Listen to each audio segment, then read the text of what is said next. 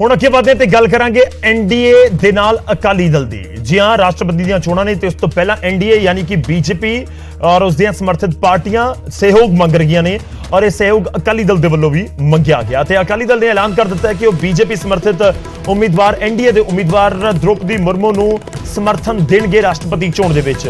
ਅਕਾਲੀ ਦਲ ਦੀ core committee ਦੀ ਬੈਠਕ ਸੀ, ਉਸ ਤੋਂ ਬਾਅਦ ਅਕਾਲੀ ਦਲ ਦੇ ਪ੍ਰਧਾਨ ਸੁਖਬੀਰ ਸਿੰਘ ਬਾਦਲ ਦੇ ਵੱਲੋਂ ਐਲਾਨ ਕੀਤਾ ਗਿਆ ਐਨਡੀਏ ਦੇ ਨਾਲ ਹੁਣ ਅਕਾਲੀ ਦਲ ਹੈ। ਰਾਸ਼ਟਰਪਤੀ ਚੋਣ ਦੇ ਵਿੱਚ ਸਮਰਥਨ ਦਾ ਐਲਾਨ ਕੀਤਾ ਗਿਆ ਹੈ। द्रौपदी मुर्मू ਨੂੰ ਸਮਰਥਨ ਸ਼੍ਰੋਮਣੀ ਅਕਾਲੀ ਦਲ ਦੇ ਵੱਲੋਂ ਦਿੱਤਾ ਜਾਏਗਾ। ਸੁਖਬੀਰ ਬਾਦਲ ਨੇ ਐਲਾਨ ਕੀਤਾ। ਅਕਾਲੀ ਦਲ ਨੇ द्रौपदी मुर्मू ਦੇ ਨਾਲ ਮੁਲਾਕਾਤ ਵੀ ਕੀਤੀ। ਅਕਾਲੀ ਦਲ ਦੇ ਪ੍ਰਧਾਨ ਨੇ ਇਹ ਵੀ ਤੁਹਾਨੂੰ ਦੱਸ ਦਈਏ ਕਿ ਜਦੋਂ ਐਲਾਨ ਹੋਇਆ ਤਾਂ ਅਕਾਲੀ ਦਲ ਦੇ ਪ੍ਰਧਾਨ ਸੁਖਬੀਰ ਸਿੰਘ ਬਾਦਲ ਨੇ ਕਿਹਾ ਕਿ ਬੀਜੇਪੀ ਦੇ ਨਾਲ ਸਾਡੇ ਵੱਖਰੇਵੇਂ ਹੈਗੇ ਨੇ, ਪਰ ਉਹਨਾਂ ਨੇ ਜੋ ਕੈਂਡੀਡੇਟ ਦਿੱਤਾ ਹੈ ਉਹ ਪਛੜੇ ਵਰਗਾਂ ਨੂੰ ਰਿਪਰੈਜ਼ੈਂਟ ਕਰਦਾ ਹੈ। ਇਸ ਕਰਕੇ ਅਕਾਲੀ ਦਲ ਪਛੜਿਆਂ ਦੇ ਨਾਲ ਹਮੇਸ਼ਾ ਖੜਿਆ ਰਹਿੰਦਾ ਹੈ ਤੇ ਇਸ ਕਰਕੇ ਅਸੀਂ ਸਮਰਥਨ ਕਰਾਂਗੇ ਔਰ ਇਸ ਕਰਕੇ ਹੀ ਅਸੀਂ ਐਨਡੀਏ ਦੇ ਉਮੀਦਵਾਰ ਨੂੰ ਸਮਰਥਨ ਦੇਣ ਦਾ ਐਲਾਨ ਕੀਤਾ ਹੈ। ਦੂਜੇ ਪਾਸੇ ਇਹ ਵੀ ਅਕਾਲੀ ਦਲ ਦੇ ਵੱਲੋਂ ਕਿਹਾ ਗਿਆ ਹੈ ਕਿ ਜਿਹੜਾ ਦੂਸਰਾ ਕੈਂਡੀਡੇਟ ਆ ਉਹ ਕਾਂਗਰਸ ਸਮਰਥਿਤ ਹੈ, ਇਸ ਕਰਕੇ ਅਸੀਂ ਕਾਂਗਰਸ ਦੇ ਨਾਲ ਤਾਂ ਜਾ ਹੀ ਨਹੀਂ ਸਕਦੇ ਤੇ ਵੋਟ ਕਰਾਂਗੇ ਅਸੀਂ ਬੀਜੇਪੀ ਸਮਰਥਿਤ ਉਮੀਦਵਾਰ।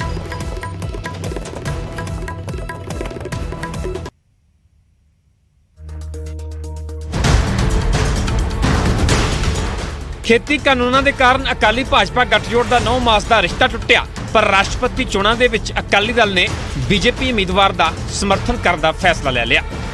वीरवार को बीजेपी के कौमी प्रधान जेपी नड्डा ने खुद सुखबीर सिंह बादल को फोन किया ते राष्ट्रपति चोणों के लिए सहयोग मंगिया ते फिर शुक्रवार को सुखबीर सिंह बादल की अगवाई के विच कोर कमेटी की मीटिंग हुई, लंबा मंथन होया ते फिर खुद सुखबीर सिंह बादल ने ऐलान कर दिता कि अकाली दल एनडीए उम्मीदवार द्रौपदी मुर्मू ਨੂੰ ਸਮਰਥਨ ਦੇਵੇਗਾ। ਸੋ ਸਾਰਾ ਕੁਝ ਨੂੰ ਦੇਖਦੇ ਹੋਏ ਪਾਰਟੀ ਨੇ 3 ਘੰਟੇ ਵਿਚਾਰ ਕੀਤੇ ਤੇ ਵਿਚਾਰ ਕਰਨ ਦੇ ਬਾਅਦ ਫਿਰ ਅਸੀਂ ਫੈਸਲਾ ਕੀਤਾ ਕਿ ਅਸੀਂ ਯੂਨੈਨਿਮਸਲੀ ਫੈਸਲਾ ਕੀਤਾ ਕਿ ਅਸੀਂ द्रौपदी मुर्मू जी ਨੂੰ ਅਸੀਂ ਸਪੋਰਟ ਕਰਾਂਗੇ ਐਜ਼ ਪ੍ਰੈਜ਼ੀਡੈਂਟ। ਸੁਖਬੀਰ ਸਿੰਘ ਬਾਦਲ ਨੇ ਕਿਹਾ ਕਿ ਅਸੀਂ ਕਾਂਗਰਸ ਵੱਲ ਨਹੀਂ ਜਾ ਸਕਦੇ, ਇਸ ਕਰਕੇ ਸਿਆਸੀ ਵਖਰੇਵਿਆਂ ਨੂੰ ਪਾਸੇ ਰੱਖ ਕੇ ਸਹੀ ਰਾਹ ਚੁਣਿਆ ਗਿਆ। ਆਪਣੇ ਪੋਲੀਟੀਕਲ ਡਿਫਰੈਂਸ ਨੂੰ ਸਾਈਡ ਤੇ ਰੱਖਦੇ ਹੋਏ ਅਸੀਂ ਸੋਚਿਆ ਕਿ ਅਸੀਂ ਸਹੀ ਰਾਹ ਚੁਣੀਏ। ਸਹੀ ਰਾਹ ਇੱਕੋ ਇੱਕ ਹੈ, ਇੱਕ ਤਾਂ ਅਸੀਂ ਕਾਂਗਰਸ ਦੇ ਰਾਹ 'ਚ ਜਾ ਨਹੀਂ ਸਕਦੇ, ਦੂਜੀ ਗੱਲ ਸ਼੍ਰੋਮਣੀ ਅਕਾਲੀ ਦਲ ਦਾ ਇਤਿਹਾਸ ਵੀ ਆਈ ਕਹਿੰਦਾ ਹੈ ਕਿ ਗਰੀਬ ਨਾਲ, ਮਾਈਨੋਰਿਟੀ ਨਾਲ, ਵੀਕਰ ਸੈਕਸ਼ਨ ਨਾਲ ਅਸੀਂ ਸਦਾ ਉਹਨਾਂ ਦੀ ਲੜਾਈ ਲੜੀ ਹੈ ਤੇ ਉਹਨਾਂ ਦੇ ਹੱਕ 'ਚ ਖੜੇ ਹਾਂ। बेशक मुख चोणों को लैके अकाली भाजपा के रस्ते वख-वख होण, पर राष्ट्रपति चोणों को लैके अकाली दल ने जरूर एनडीए उम्मीदवार को चुनिया। हुण अकाली दल के 3 विधायक ते 2 संसद मैंबर एनडीए उम्मीदवार के हक दे विच अपना वोट पाउणगे। चंडीगढ़ तो पंकज कपाही, न्यूज़ 18 पंजाब। ਤਾਂ ਅਕਾਲੀ ਦਲ ਦੇ ਵੱਲੋਂ ਸਮਰਥਨ ਦਾ ਐਲਾਨ ਕਰ ਦਿੱਤਾ ਗਿਆ ਤੇ ਰਾਸ਼ਟਰਪਤੀ ਦੀਆਂ ਚੋਣਾਂ ਦੇ ਵਿੱਚ द्रौपदी मुर्मू ਤੇ ਦੂਜੇ ਪਾਸੇ ਨੇ ਯਸ਼ਵੰਤ ਸਿਨਹਾ, ਜਿਨ੍ਹਾਂ ਨੂੰ ਬਾਕੀ ਦੀਆਂ ਵਿਰੋਧੀ ਪਾਰਟੀਆਂ ਦੇ ਵੱਲੋਂ ਸਮਰਥਨ ਦਿੱਤਾ ਗਿਆ।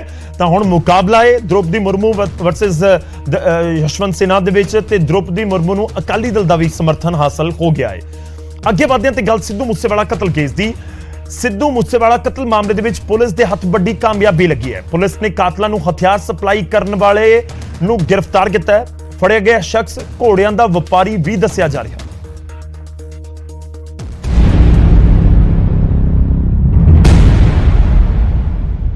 ਸਿੱਧੂ ਮੂਸੇਵਾਲਾ ਕਤਲ ਮਾਮਲੇ 'ਚ ਗ੍ਰਿਫਤਾਰੀਆਂ ਦਾ ਸਿਲਸਿਲਾ ਲਗਾਤਾਰ ਜਾਰੀ ਹੈ ਤੇ ਹੁਣ ਲੁਧਿਆਣਾ ਪੁਲਿਸ ਨੇ ਮੁਲਜ਼ਮ ਸਤਵੀਰ ਸਿੰਘ ਨੂੰ ਕਾਬੂ ਕੀਤਾ ਹੈ, ਜੋ ਕਿ ਅੰਮ੍ਰਿਤਸਰ ਦੇ ਪਿੰਡ ਤਲਵੰਡੀ ਰਾਏ ਦਾਦੂ ਦਾ ਰਹਿਣ ਵਾਲਾ ਹੈ। ਇਲਜ਼ਾਮ ਨੇ ਕਿ ਸਤਵੀਰ ਸਿੰਘ ਨੇ ਹੀ ਆਪਣੀ ਫੋਰਚੂਨਰ ਗੱਡੀ DL4C NE 8716 'ਚ ਕਾਤਲਾਂ ਨੂੰ ਹਥਿਆਰ ਸਪਲਾਈ ਕੀਤੇ ਸੀ। ਸਤਵੀਰ ਸਿੰਘ ਜਿਹੜਾ ਹੈ ਇੱਕ ਪਿੰਡ ਜਿਹੜਾ ਹੈ ਅਜਨਾਲੇ ਦਾ ਉਹਦਾ ਰਹਿਣ ਵਾਲਾ ਪਾਇਆ ਗਿਆ ਹੈ ਔਰ ਇਹ ਘੋੜਿਆਂ ਦਾ ਕੰਮ ਕਰਦਾ ਹੈ। ਇਹਦੇ ਅੱਗੇ ਲਿੰਕਸ ਇੱਕ ਸੰਦੀਪ ਸਿੰਘ ਕਾਲੋਂ ਤੇ ਇੱਕ ਰਣਜੀਤ ਸਿੰਘ ਨਾਲ ਪਾਏ ਗਏ ਨੇ, ਜਿਹੜੇ ਕਿ ਇਹਨਾਂ ਨੂੰ ਸ਼ੈਲਟਰ ਕਰ ਰਹੇ ਸੀ ਤੇ ਇਹਨਾਂ ਨਾਲ ਲਗਾਤਾਰ ਐਕਟਿਵ ਸੀ। ਇਹਨਾਂ ਦੀ ਪੁੱਛਗਿੱਛ ਤੇ ਸਤਵੀਰ ਸਿੰਘ ਦੀ ਇਹ ਪਤਾ ਚੱਲਿਆ ਹੈ ਕਿ ਜਿਹੜੀ ਤਾਰੀਖ ਨੂੰ ਇਹਨਾਂ ਵੱਲੋਂ ਹਥਿਆਰ ਡਿਲੀਵਰ ਕੀਤੇ ਗਏ ਉਸ ਤਾਰੀਖ ਨੂੰ ਉਸ ਗੱਡੀ ਦੇ ਵਿੱਚ 3 ਸ਼ਖਸ ਹੋਰ ਸਵਾਰ ਸੀ ਸਤਵੀਰ ਸਿੰਘ ਦੇ ਨਾਲ। ਸਤਵੀਰ ਵਿਦੇਸ਼ ਭੱਜਣ ਦੀ ਫਿਰਾਕ 'ਚ ਸੀ ਅਤੇ ਅੰਮ੍ਰਿਤਸਰ ਤੋਂ ਦਿੱਲੀ ਜਾ ਰਿਹਾ ਸੀ, ਪਰ ਲੁਧਿਆਣਾ ਪੁਲਿਸ ਨੇ ਉਸ ਨੂੰ ਗ੍ਰਿਫਤਾਰ ਕਰ ਲਿਆ। ਸਤਵੀਰ ਤੋਂ ਪਿਸਤੌਲ, ਦੇਸੀ ਕੱਟਾ ਅਤੇ ਕਾਰਤੂਸ ਬਰਾਮਦ ਹੋਏ ਨੇ, ਜਦਕਿ ਸਤਵੀਰ ਦੇ 3 ਹੋਰ ਸਾਥੀ ਫਰਾਰ ਚੱਲ ਰਹੇ ਨੇ। ਉਧਰ ਇਸ ਗ੍ਰਿਫਤਾਰੀ ਤੋਂ ਬਾਅਦ ਨਿਊਜ਼ 18 ਦੀ ਟੀਮ ਸਤਵੀਰ ਦੇ ਘਰ ਪਹੁੰਚੀ, ਜਿੱਥੇ ਕਿ ਪਰਿਵਾਰ ਅਤੇ ਪਿੰਡ ਵਾਸੀਆਂ ਨੇ ਉਸ ਨੂੰ ਬੇਗੁਨਾਹ ਦੱਸਿਆ। ਸਤਬੀਰ ਤੋਂ ਛੋਟੇ ਹੁੰਦੇ ਸਾਡੇ ਹੱਥਾਂ 'ਚ ਪਲਿਆ ਜੀ। ਬਹੁਤ ਵਧੀਆ ਬੱਚਾ, ਆਪਣੀ ਮਿਹਨਤ ਕਰਦਾ, ਘੋੜਿਆਂ ਦਾ ਕੰਮ ਕਰਦਾ। ਉਹਦਾ ਡੈਡੀ ਡੇਅਰੀ ਦਾ ਕੰਮ ਕਰਦਾ ਸੀ, ਹੁਣ ਇਹਨੇ 12-13 ਸਾਲ ਤੋਂ ਘੋੜਿਆਂ ਦਾ ਕੰਮ ਸ਼ੁਰੂ ਕੀਤਾ ਜੀ। ਪਰ ਆੜੀ ਅੱਜ ਖਬਰ ਸੁਣ ਰਹੀ ਹੈ, ਪਰ ਇਹ ਗੱਲ ਨਹੀਂ ਹੋ ਸਕਦੀ। ਇਹਨਾਂ ਦੇ ਸਾਰੇ ਪਰਿਵਾਰ ਦੀ ਕੋਈ ਪਰਚਾ ਦਰਜ ਨਹੀਂ, ਕੋਈ ਅਪਰਾਧਿਕ ਮਾਮਲਾ ਨਹੀਂ, ਕੋਈ ਗਲਤ ਕੰਮ ਨਹੀਂ। ਅਜੇ ਤੱਕ 55 ਸਾਲ ਦੀ ਮੇਰੀ ਉਮਰ ਆ, ਕੋਈ ਕੇਸ ਦਰਜ ਨਹੀਂ ਹੈ। ਇਲਾਕਾ ਵਾਸੀਆਂ ਮੁਤਾਬਕ ਸਤਵੀਰ ਛੋਟਾ-ਮੋਟਾ ਘੋੜਿਆਂ ਦਾ ਵਪਾਰ ਕਰਦਾ ਹੈ, ਜਦਕਿ ਉਸ ਦੇ ਪਿਤਾ ਦੁੱਧ ਦਾ ਕੰਮ ਕਰਦੇ ਸੀ। ਉਹਨਾਂ ਕਿਹਾ ਹੈ ਕਿ ਪਿੰਡ 'ਚ ਸਤਵੀਰ ਜਾਂ ਉਸ ਦੇ ਪਰਿਵਾਰ ਦਾ ਕੋਈ ਵੀ ਕ੍ਰਿਮੀਨਲ ਬੈਕਗ੍ਰਾਉਂਡ ਨਹੀਂ ਹੈ। ਸਤਵੀਰ ਦਾ ਡੈਡੀ ਹੈ ਨਾ, ਉਹ ਗੁਰੂ ਨੂੰ ਮੰਨਣ ਵਾਲਾ, ਉਹਨੇ ਪੂਰੀ ਮੁੱਢ ਤੋਂ ਹਦਾਇਤ ਹੈ ਵੀ ਮੈਂ ਗਲਤ ਕੰਮ ਨਾ ਕਰਨਾ ਤੇ ਨਾ ਮੈਂ ਗਲਤ ਕੰਮ ਕਰੋ। ਬਹੁਤ ਇਹਨਾਂ ਦੇ ਡਰਾ ਕੇ ਰੱਖਦੇ ਇਹਨਾਂ ਨੂੰ। ਬਾਕੀ ਜਿਹੜੀ ਹੈਗੀ ਆ ਸਤਵੀਰ ਦੀ ਜਿਹੜੀ ਕੋਈ ਸ਼ਾਸਤ ਬਣੀ ਆ ਨਾ, ਇਹਦੇ ਵਿੱਚ ਤੇ ਬਿਲਕੁਲ ਹੀ ਝੂਠ ਆ। ਉਹਦੇ ਵਿੱਚ ਵੀ ਇਹ ਜਿਹੜੀ ਗੱਡੀ, ਤੁਸੀਂ ਜਿਹੜੀ ਗੱਡੀ ਦੀ ਗੱਲ ਕਰਦੇ ਜਾਂ ਗੱਡੀ ਜੋ ਹੈਗੀ ਆ, ਪਰ ਇਹਦੇ ਕੋਈ ਯਾਰ ਦੋਸਤ ਚਲੋ ਮਾਨ ਨਾ ਕਹਿਤਾ ਵੀ ਮੇਰੇ ਯਾਰ ਸੱਜਣ ਬੇਲੀ ਨੇ ਯਾਰ ਆਪਾਂ ਛੱਡਣ ਜਾਣਾ, ਇਹਨੂੰ ਛੱਡਿਆ ਯਾਰ, ਉੱਥੇ ਕੋਈ ਗੱਲ ਨਹੀਂ ਗੀ। ਉਹ ਛੱਡਣ ਚਲਾ ਗਿਆ, ਉਹਦੇ ਵਿੱਚ ਇਹਨੂੰ ਫਸਾਇਆ ਗਿਆ। ਦਰਅਸਲ 19 ਮਈ ਨੂੰ ਬਠਿੰਡਾ 'ਚ ਪੈਟਰੋਲ ਪੰਪ ਤੇ ਚਿੱਟੇ ਰੰਗ ਦੀ ਫੋਰਚੂਨਰ ਤੇਲ ਪਵਾਉਂਦੀ ਦੇਖੀ ਗਈ ਸੀ ਅਤੇ ਪੈਟਰੋਲ ਪੰਪ ਤੇ ਹੀ ਮੂਸੇਵਾਲਾ ਦੇ ਕਾਤਲਾਂ ਨੂੰ ਇਸ ਫੋਰਚੂਨਰ ਗੱਡੀ ਰਾਹੀਂ ਹਥਿਆਰ ਸਪਲਾਈ ਕੀਤੇ ਗਏ ਸਨ। ਉਧਰ ਸਤਵੀਰ ਦੇ ਫਰਾਰ ਚੱਲ ਰਹੇ ਸਾਥੀਆਂ 'ਚ ਬਟਾਲਾ ਦਾ ਮਨਦੀਪ ਤੂਫਾਨ, ਪਿੰਡ ਖਲਸੀਆਂ ਦਾ ਮਨਪ੍ਰੀਤ ਮਨੀ ਅਤੇ ਇੱਕ ਹੋਰ ਅਣਪਛਾਤਾ ਬਦਮਾਸ਼ ਵੀ ਸ਼ਾਮਿਲ ਹੈ। ਪੁਲਿਸ ਮੁਤਾਬਕ ਸਤਵੀਰ ਲਾਰੈਂਸ ਬਿਸ਼ਨੋਈ ਅਤੇ ਗੋਲਡੀ ਬਰਾੜ ਗੈਂਗ ਦਾ ਮੈਂਬਰ ਸੀ। ਅੰਮ੍ਰਿਤਸਰ ਤੋਂ ਰਾਜੀਵ ਸ਼ਰਮਾ, ਨਿਊਜ਼ 18 ਪੰਜਾਬ।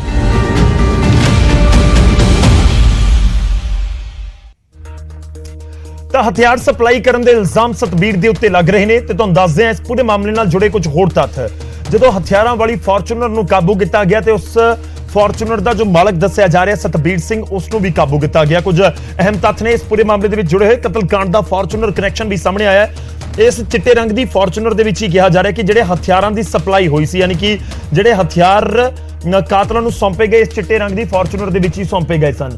ਤਾਂ ਫੋਰਚੂਨਰ ਦੇ ਵਿੱਚ ਸਪਲਾਈ ਹੋਈ ਸੀ ਹਥਿਆਰ, ਦਿੱਲੀ ਨੰਬਰ ਗੱਡੀ ਸੀ।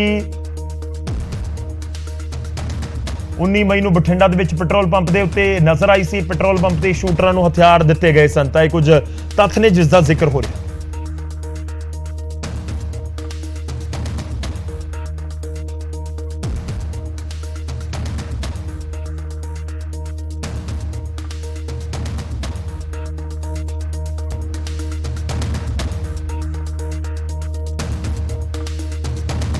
ਹੁਣ ਅੱਗੇ ਵਧਦੇ ਅਗਲੀ ਖਬਰ ਦਾ ਰੁਖ ਕਰਦੇ ਹਾਂ ਤੇ ਗੱਲ ਕਰਪਸ਼ਨ ਦੇ ਅਗੇਂਸਟ ਐਕਸ਼ਨ ਦੀ। ਜੀ ਹਾਂ, ਕਰਪਸ਼ਨ ਯਾਨੀ ਰਿਸ਼ਵਤਖੋਰੀ ਦੇ ਖਿਲਾਫ ਜੋ ਐਕਸ਼ਨ ਹੋ ਰਿਹਾ, ਜ਼ਿਕਰ ਉਸ ਦਾ। ਨਵਾਂਸ਼ਹਿਰ ਦੇ ਪਟਵਾਰੀ ਤੇ ਕਾਰਵਾਈ ਹੋਈ ਹੈ। ਇੰਤਕਾਲ ਦੇ ਬਦਲੇ ਰਿਸ਼ਵਤ ਮੰਗ ਰਿਹਾ ਸੀ 2000 ਰੁਪਏ। ਵਿਜੀਲੈਂਸ ਨੇ ਰੰਗੇ ਹੱਥੀਂ ਕਾਬੂ ਕਰ ਲਿਆ। 3 ਤਸਵੀਰਾਂ ਦਿਖਾ ਰਿਹਾ, ਨਵਾਂਸ਼ਹਿਰ, ਹੁਸ਼ਿਆਰਪੁਰ ਤੇ ਇਸ ਦੇ ਨਾਲ ਗੁਰਦਾਸਪੁਰ, ਜਿੱਥੇ ਕਾਰਵਾਈ ਹੋਈ ਹੈ। ਪਹਿਲਾਂ ਮੈਂ ਨਵਾਂਸ਼ਹਿਰ ਦਾ ਜ਼ਿਕਰ ਕਰ ਰਿਹਾ ਜਿੱਥੇ ਐਕਸ਼ਨ ਹੋਇਆ। ਦਰਅਸਲ ਨਵਾਂਸ਼ਹਿਰ ਦੇ ਵਿੱਚ ਇੱਕ ਪਟਵਾਰੀ ਨੂੰ ਰਿਸ਼ਵਤ ਲੈਂਦੇ ਰੰਗੇ ਹੱਥੀਂ ਕਾਬੂ ਕੀਤਾ ਗਿਆ। ਉਸ ਦੇ ਉੱਤੇ ਇਲਜ਼ਾਮ ਨੇ ਕਿ 2000 ਰੁਪਏ ਰਿਸ਼ਵਤ ਲੈ ਰਿਹਾ ਸੀ ਜਦੋਂ ਕਿਸੇ ਜ਼ਮੀਨ ਦਾ ਇੰਤਕਾਲ ਚੜਾਉਣਾ ਹੁੰਦਾ ਹੈ। ਇੰਤਕਾਲ ਦੇ ਬਦਲੇ 2000 ਰੁਪਏ ਮੰਗੇ ਜਾ ਰਹੇ ਸੀ। ਵਿਜੀਲੈਂਸ ਨੇ ਰੰਗੇ ਹੱਥੀਂ ਕਾਬੂ ਕਰ ਲਿਆ। ਉਧਰ ਹੁਸ਼ਿਆਰਪੁਰ ਦੇ ਵਿੱਚ ਪੰਚਾਇਤ ਸਕੱਤਰ ਦੇ ਉੱਤੇ ਇਲਜ਼ਾਮ ਹੈ ਕਿ ਉਸਨੇ ਪਿੰਡ ਚੰਗੜਮਾ ਦੇ ਪੰਚਾਇਤ ਸਕੱਤਰ ਦੇ ਉੱਤੇ ਕਾਰਵਾਈ ਹੋਈ ਹੈ। ਮੌਜੂਦਾ ਸਰਪੰਚ ਸੁਸ਼ਮਾ ਦੇਵੀ ਦੀ ਸ਼ਿਕਾਇਤ ਦੇ ਉੱਤੇ ਐਕਸ਼ਨ ਹੋਇਆ ਹੈ। ਆਡਿਟ ਕਰਵਾਉਣ ਦੇ ਨਾਮ ਦੇ ਉੱਤੇ 15000 ਰੁਪਏ ਦੀ ਮੰਗ ਸਕੱਤਰ ਸਾਹਿਬ ਕਰ ਰਹੇ ਸੀ ਤੇ ਹੁਣ ਐਕਸ਼ਨ ਦਾ ਸਾਹਮਣਾ ਕਰ ਰਹੇ ਨੇ। ਤੇ ਉਧਰ ਖਬਰ ਗੁਰਦਾਸਪੁਰ ਤੋਂ ਹੈ, ਜਿੱਥੇ ਖਜ਼ਾਨਾ ਦਫ਼ਤਰ ਦਾ ਕਲਰਕ ਗੁਰਦਾਸਪੁਰ ਦੇ ਵਿੱਚ ਰਿਸ਼ਵਤਖੋਰੀ ਕਰ ਰਿਹਾ ਸੀ। ਰਿਸ਼ਵਤਖੋਰੀ ਦੇ ਇਲਜ਼ਾਮਾਂ ਦੇ ਤਹਿਤ ਉਸ ਨੂੰ ਸਸਪੈਂਡ ਕਰ ਦਿੱਤਾ ਗਿਆ।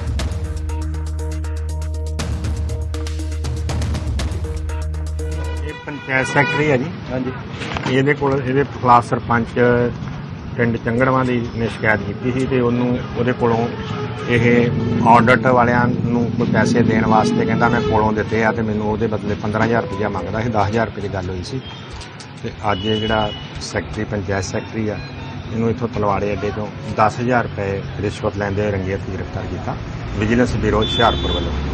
ਸੁਣੀਏ ਸਾਡੇ ਹੈੱਡ ਆਫਿਸ ਜਿਹੜੀ ਕੰਪਲੇਂਟ ਪਾਈ ਹੈਗੀ ਆ, ਬਾਹਰੋਂ ਪਾਈ ਹੈ ਕਿਸੇ ਨੇ, ਤੇ ਉਹ ਫਿਰ ਸਾਰਾ ਜਿਹੜੀ ਕਾਰਵਾਈ ਹੈੱਡ ਆਫਿਸ ਹੀ ਕਰ ਰਿਹਾ ਵਾ। ਸਾਡੇ ਕੋਲ ਸਸਪੈਂਸ਼ਨ ਆਰਡਰ ਆਏ, ਅਸੀਂ ਜਿਹੜੇ ਕਰਮਚਾਰੀ ਨੂੰ ਦੇ ਦਿੱਤੇ ਆ ਤੇ ਉਹਦਾ ਜਿਹੜਾ ਹੈੱਡਕੁਆਟਰ ਉਹ ਅੰਮ੍ਰਿਤਸਰ ਬਣਾ ਹੋਇਆ ਜੀ। ਜਿਹੜਾ ਸੰਬੰਧ ਕੀਤਾ ਕੌਣ ਸੀ, ਕੀ ਨਾਮ ਸੀ ਉਹਦਾ ਨਾਂ ਹੈਗਾ ਵਾ ਰਜਨੀਸ਼ ਕੁਮਾਰ ਤੇ ਕਲਰਕ ਹੈਗਾ ਉਹ ਕੀ ਨਾਮ ਜੀ? ਰਜਨੀਸ਼ ਕੁਮਾਰ। ਕੀ ਰੋਪ ਸੀ ਸੰਬੰਧ? ਉਹ ਸਰ ਸਾਡੇ ਕੋਲ ਕੋਈ ਚਿੱਠੀ ਨਹੀਂ ਐਸੀ ਦੀ ਹੈਗੀ ਵੀ ਹੈੱਡ ਆਫਿਸ ਸਾਰਾ ਮਾਮਲਾ। ਮੇਰੇ ਕੋਲ ਤਾਂ ਸਰ ਸਸਪੈਂਸ਼ਨ ਆਰਡਰ ਆਇਆ ਵੀ ਮੇਰੇ ਇਸ ਦੋਸ਼ਾਂ ਦੇ ਤਹਿਤ ਉਸ ਬੰਦੇ ਨੂੰ ਜਿਹੜਾ ਤੁਰੰਤ ਪ੍ਰਭਾਵ ਨਾਲ ਮਤਲਬ ਕੀਤਾ ਗਿਆ। ਤਾਂ ਰਿਸ਼ਵਤਖੋਰੀ ਦੇ ਖਿਲਾਫ ਐਕਸ਼ਨ ਲਗਾਤਾਰ ਜਾਰੀ ਹੈ ਤੇ ਵਿਜੀਲੈਂਸ ਖਾਸ ਤੌਰ ਤੇ ਵੱਖ-ਵੱਖ ਥਾਵਾਂ ਦੇ ਉੱਤੇ ਐਕਸ਼ਨ ਕਰ ਰਹੀ ਹੈ। ਇੱਕ ਹੈਲਪਲਾਈਨ ਨੰਬਰ ਆਪਾਂ ਸਾਰੇ ਜਾਣਦੇ ਹਾਂ ਕਿ ਇੱਕ ਹੈਲਪਲਾਈਨ ਨੰਬਰ ਜਾਰੀ ਕੀਤਾ ਗਿਆ ਸੀ ਸਰਕਾਰ ਦੇ ਵੱਲੋਂ, ਤਾਂ ਉਸ ਦੇ ਉੱਤੇ ਵੀ ਕਾਲ ਕਰਕੇ ਲਗਾਤਾਰ ਲੋਕਾਂ ਦੇ ਵੱਲੋਂ ਸ਼ਿਕਾਇਤ ਦਿੱਤੀ ਜਾ ਰਹੀ ਹੈ, ਜਿਸ ਦੇ ਉੱਤੇ ਐਕਸ਼ਨ ਹੋ ਰਿਹਾ ਹੈ। ਅਗਲੀ ਖਬਰ ਦਾ ਰੁਖ ਕਰਦੇ ਹਾਂ। ਕਿਰਾਏਦਾਰਾਂ ਦੀ ਵੈਰੀਫਿਕੇਸ਼ਨ ਨੂੰ ਲੈ ਕੇ ਹੁਣ ਪੁਲਿਸ ਸਖਤੀ ਦਿਖਾ ਰਹੀ ਹੈ, ਖਾਸ ਤੌਰ ਤੇ ਚੰਡੀਗੜ੍ਹ ਦੇ ਨੇੜਲੇ ਇਲਾਕਿਆਂ ਦੇ ਵਿੱਚ। ਖਰੜ ਦੇ ਵਿੱਚ ਅਮਾਇਰਾ ਗ੍ਰੀਨ ਸੁਸਾਇਟੀ ਦੇ ਵਿੱਚ ਚੈਕਿੰਗ ਪੁਲਿਸ ਦੇ ਵੱਲੋਂ ਕੀਤੀ ਗਈ ਤੇ 12 ਸ਼ੱਕੀਆਂ ਨੂੰ ਹਿਰਾਸਤ ਦੇ ਵਿੱਚ ਲਿਆ ਗਿਆ।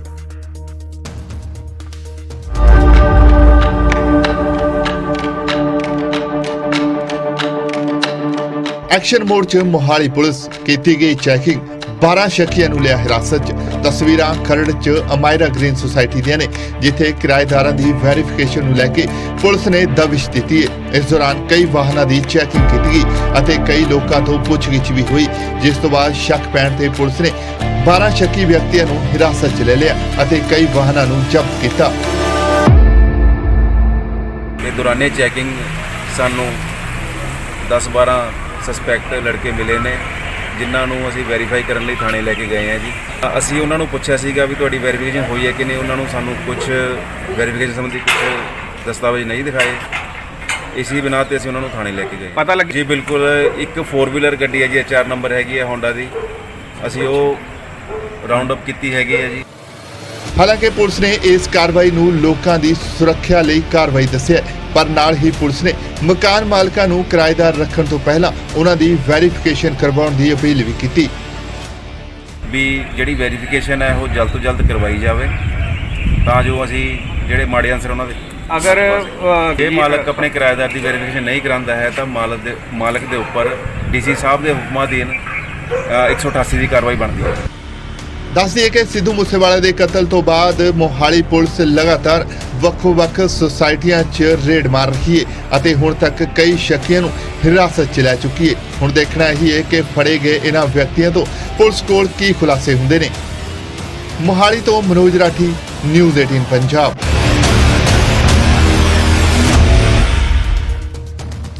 ਹੁਣ ਅੱਗੇ ਵਧਦੇ ਹਾਂ, ਅਗਲੀ ਖਬਰ ਦਾ ਰੁਖ ਕਰਦੇ ਹਾਂ ਤੇ ਗੱਲ ਮੌਸਮ ਦੀ ਕਰਾਂਗੇ। ਮੌਨਸੂਨ ਦੇ ਪਹਿਲੇ ਮੀਂਹ ਨੇ ਸਰਕਾਰੀ ਦਾਅਵਿਆਂ ਦੀ ਪੋਲ ਖੋਲੀ ਹੈ ਔਰ ਲਗਾਤਾਰ ਇਹ ਤਸਵੀਰਾਂ ਸਾਹਮਣੇ ਆ ਰਹੀਆਂ ਨੇ। ਪਟਿਆਲਾ ਸੰਗਰੂਰ ਨੈਸ਼ਨਲ ਹਾਈਵੇ ਦੇ ਉੱਤੇ ਬਣੇ ਬਾਈਪਾਸ ਦਾ ਪੁਲ ਧਸ ਗਿਆ, ਵਾਹਨਾਂ ਦੇ ਲਈ ਰੂਟ ਬਦਲਿਆ ਗਿਆ ਤਾਂ ਫਿਰ ਹਾਈਵੇ ਤੇ ਜਾਮ ਵੀ ਲੱਗ ਗਿਆ।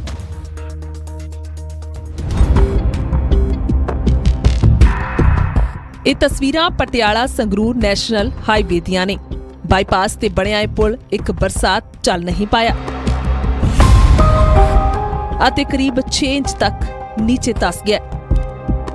ਕਿਸੇ ਵੀ ਤਰ੍ਹਾਂ ਦੇ ਹਾਦਸੇ ਨੂੰ ਟਾਲਣ ਦੇ ਲਈ ਟ੍ਰੈਫਿਕ ਨੂੰ ਡਾਇਵਰਟ ਕਰਨਾ ਪਿਆ ਅਤੇ ਵੇਖਦੇ ਵਾਹਨਾਂ ਦੀਆਂ ਕਤਾਰਾਂ ਲੱਗ ਗਈਆਂ। ਪਟਿਆਲਾ ਦੇ ਵਿੱਚ ਪਈ ਇੱਕ ਮੀਂਹ ਨੇ ਹੀ ਹਾਲਾਤ ਨੇ ਜਿਹੜੇ ਉਹ ਇੰਨੇ ਖਰਾਬ ਕਰ ਦਿੱਤੇ ਨੇ ਕਿ ਪਟਿਆਲਾ ਚੰਡੀਗੜ੍ਹ ਜਿਹੜਾ ਬਾਈਪਾਸ ਹੈਗਾ ਉਹਦੀ ਹਾਲਤ ਇਹ ਹੋ ਗਈ ਹੈ ਕਿ ਉਹ ਬਾਈਪਾਸ ਦਾ ਜਿਹੜਾ ਪੁਲ ਹੈਗਾ ਉਹ ਧਸ ਗਿਆ ਹੈਗਾ। ਮੈਂ ਇਸ ਵੇਲੇ ਪਟਿਆਲਾ ਰਾਜਪੁਰਾ ਨੈਸ਼ਨਲ ਹਾਈਵੇ ਦੇ ਉੱਪਰ ਮੌਜੂਦ ਹਾਂ।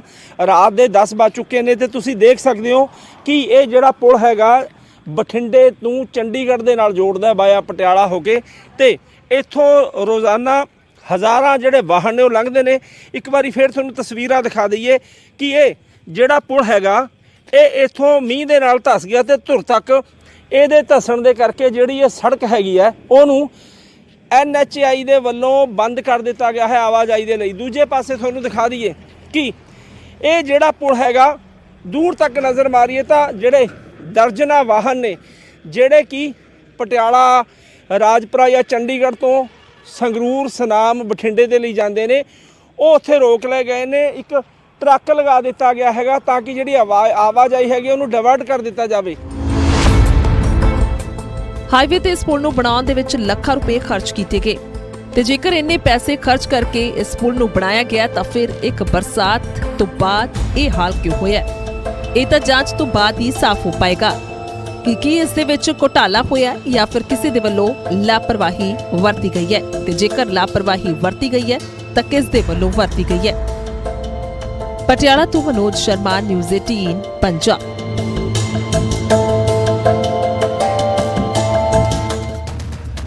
अज तो मानसून की पिक्चर बाकी है क्योंकि मानसून की शुरुआत हुई है, इको मीह पिया है और इको बरसात ने पुल नूं धसा दिता है, धस गया पुल उसकी वजह के नाल।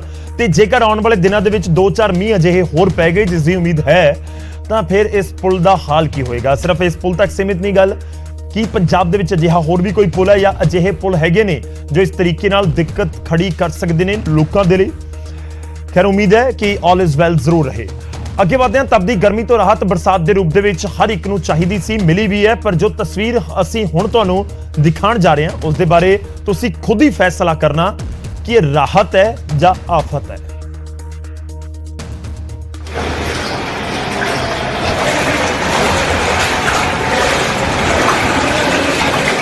ਇਹ ਹਰਿਆਣਾ ਦੇ ਰੋਹਤਕ ਦਾ ਪੀਜੀਆਈ ਯਾਨੀ ਸੂਬੇ ਦਾ ਸਭ ਤੋਂ ਵੱਡਾ ਹਸਪਤਾਲ, ਜਿੱਥੇ ਲੋਕ ਆਪਣੀਆਂ ਬਿਮਾਰੀਆਂ ਦਾ ਇਲਾਜ ਕਰਾਉਣ ਆਉਂਦੇ ਨੇ। ਪਰ ਇਹ ਹਸਪਤਾਲ ਦੇ ਬਾਹਰ ਦੀਆਂ ਤਸਵੀਰਾਂ ਦੇਖ ਕੇ ਸਵਾਲ ਖੜਾ ਹੁੰਦਾ ਹੈ ਕਿ ਇਸ ਹਸਪਤਾਲ 'ਚ ਮਰੀਜ਼ਾਂ ਦੀਆਂ ਬਿਮਾਰੀਆਂ ਦਾ ਇਲਾਜ ਹੋਵੇਗਾ ਜਾਂ ਹੋਰ ਬਿਮਾਰੀਆਂ ਦੀ ਸੌਗਾਤ ਮਿਲੇਗੀ। ਇੰਨਾ ਹੀ ਨਹੀਂ, ਇਹ ਤਾਂ ਬਸ ਬਾਹਰ ਦੀਆਂ ਤਸਵੀਰਾਂ ਨੇ, ਅੰਦਰ ਦੇ ਹਾਲਾਤ ਤਾਂ ਹੋਰ ਵੀ ਹੈਰਾਨੀਜਨਕ ਨੇ। ਸੜਕਾਂ, ਗਲੀਆਂ 'ਚ ਖੜਿਆ ਪਾਣੀ ਸਭ ਨੇ ਵੇਖਿਆ, पर हस्पताल के अंदर दे हालात, पीडियाट्रिक विभाग, एमरजेंसी डिपार्टमेंट, एक्सरे विभाग कोई भी होवे पर हर पासे पानी ही पानी। हस्पताल च मीह दा खड़ा कई फुट पानी दे विचों मुश्किलां दे नाल लंघदे लोग ते मरीज। इन्ना ही नहीं, बैड ते पए ये मरीज ते हेठां बरसात दे पानी दे नाल भरिया एक कमरा ते उत्थे मजबूरी दे विच बैठे ये मरीज। ते इत्थे बस नहीं, पानी दे नाल बाहरों सीवरेज का गंदा पानी भी हस्पताल दे विच आके जमा होया, जो मरीजां दे लई होर भी बीमारियां नूं सदा दे रहा है। ते इह जरा इधर भी नजर मारो, हस्पताल दी पार्किंग। जी हाँ, गड्डियां मोटरसाइकिलों के नाल गोडे गोडे पानी भी खड़ा है। हस्पताल च भर्ती परेशान मरीजां दे परिवारक मैंबरां ने दस्सिया है कि बरसात का पानी कई घंटे तो भरिया, जो इस वेले सब तो वड्डी परेशानी है।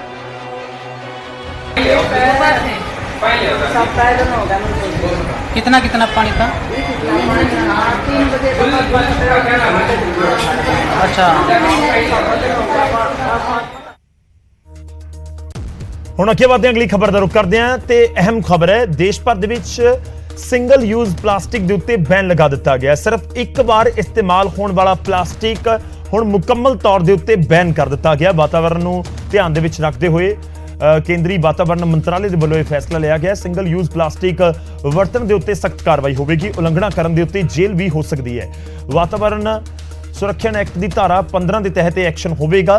केंद्रीय वातावरण मंत्रालय ने एक लिस्ट जारी करके प्लास्टिक के नाल बने 19 उत्पादों के उत्ते बैन लगाया। प्लास्टिक कैरी बैग, जो कि आप लिफाफे कहते हैं जो आप कैरी बैग कोई समान खरीदना हो, प्लास्टिक स्टिक वाले ईयरबड्स और गुब्बारे के लिए plastic stick, candy stick, ice cream stick, plastic के झंडे, थर्मोकोल, पॉलीस्टीन जिसनों कहा जाता है, प्लास्टिक की प्लेट, प्लास्टिक के कप, प्लास्टिक के गिलास, प्लास्टिक के जिहड़े चम्मच होंदे ने ओह, ते चाकू, स्ट्रॉ, प्लास्टिक ट्रे, मिठाई के डिब्बियां नूं रैप करन या फिर पैक करने वाला जिहड़ा एक पूरा लैमीनेशन कर दी जाती है, फिल्म कहा जाता उसनूं, फिल्म इनविटेशन कार्ड, सिगरेट के पैकेट के उत्ते 100 माइक्रोन नाल घट्टो घट्ट प्लास्टिक या PVC बैनर। तो देश भर दे विच सिंगल यूज प्लास्टिक के उत्ते बैन लगाया गया। तो जिहड़ियां चीज़ां ने जिवें ਜਿਹੜਾ ਬਾਜ਼ਾਰ ਦੇ ਵਿੱਚ ਜਦੋਂ ਤੁਸੀਂ ਜਾਂਦੇ ਹੋ ਤਾਂ ਪਲਾਸਟਿਕ ਬੈਗ ਦਾ ਇਸਤੇਮਾਲ ਉੱਥੇ ਕੀਤਾ ਜਾਂਦਾ, ਤੁਹਾਨੂੰ ਸਮਾਨ ਪਾ ਕੇ ਦਿੱਤਾ ਜਾਂਦਾ, ਉਹ ਬੈਨ ਹੈ। ਤਾਂ ਹੁਣ ਤੁਸੀਂ ਕੋਸ਼ਿਸ਼ ਕਰੋ ਕਿ ਜਦੋਂ ਕੋਈ ਵੀ ਚੀਜ਼ ਖਰੀਦਣ ਦੇ ਲਈ ਜਾਓ, ਚਾਹੇ ਘਰ ਦਾ ਰਾਸ਼ਨ ਹੋਵੇ ਜਾਂ ਫਿਰ ਸਬਜ਼ੀ ਹੋਵੇ, ਤਾਂ ਆਪਣੇ ਘਰ ਤੋਂ ਬੈਗ ਜ਼ਰੂਰ ਲੈ ਕੇ ਜਾਓ, ਯਾਨੀ ਝੋਲਾ ਜਿਸ ਨੂੰ ਆਪਾਂ ਕਹਿੰਦੇ ਆ ਉਹ ਜ਼ਰੂਰ ਲੈ ਕੇ ਜਾਓ, ਤਾਂ ਕਿ ਤੁਹਾਨੂੰ ਦਿੱਕਤ ਨਾ ਹੋਵੇ। ਕਿਉਂਕਿ ਜਦੋਂ ਕੋਈ ਰੇਹੜੀ ਵਾਲਾ ਜਾਂ ਕੋਈ ਦੁਕਾਨਦਾਰ ਇਨਕਾਰ ਕਰੇਗਾ ਕਿ ਜੀ ਨਹੀਂ ਅਸੀਂ ਨਹੀਂ ਦੇ ਸਕਦੇ, ਤਾਂ ਇਸ ਦਾ ਮਤਲਬ ਸਮਝੋ ਕਿ ਉਸ ਦੇ ਉੱਤੇ ਚਲਾਨ ਹੋਏਗਾ ਉਸਦਾ, ਕਿ ਜੇ ਉਹ ਤੁਹਾਨੂੰ ਲਿਫਾਫਾ ਦੇ ਰਿਹਾ ਹੈ ਜਾਂ ਫਿਰ ਉਹ ਲਿਫਾਫਾ ਦਿੰਦੇ ਹੋਏ, ਉਹ ਕੈਰੀ ਬੈਗ ਦਿੰਦੇ ਹੋਏ ਫੜਿਆ ਗਿਆ, ਤਾਂ ਫਿਰ ਉਸ ਦੇ ਉੱਤੇ ਕਾਫੀ ਭਾਰੀ ਜੁਰਮਾਨਾ ਜਾਂ ਫਿਰ ਉਸ ਨੂੰ ਜੇਲ੍ਹ ਵੀ ਹੋ ਸਕਦੀ ਹੈ। ਤਾਂ ਇਸ ਲਈ ਸਾਡੀ ਵੀ ਅਪੀਲ ਕਿ ਸਿੰਗਲ ਯੂਜ਼ ਪਲਾਸਟਿਕ ਬੈਨ ਹੈ ਦੇਸ਼ ਦੇ ਵਿੱਚ, ਇਸ ਕਰਕੇ ਸਾਰਿਆਂ ਨੂੰ ਇੱਕ ਦੂਜੇ ਦਾ ਸਹਿਯੋਗ ਕਰਨਾ ਹੋਵੇ। ਖਬਰਾਂ ਦੇ ਪ੍ਰਾਈਮ ਟਾਈਮ ਦੇ ਵਿੱਚ ਵੇਲਾ ਹੋ ਚੱਲਿਆ ਤੁਹਾਡੇ ਤੋਂ ਇਜਾਜ਼ਤ ਲੈਣ ਦਾ। ਮੁਲਾਕਾਤ ਫਿਰ ਹੋਏਗੀ, ਫਿਲਹਾਲ ਦੇ ਲਈ ਇਜਾਜ਼ਤ ਦਿਓ। ਧੰਨਵਾਦ।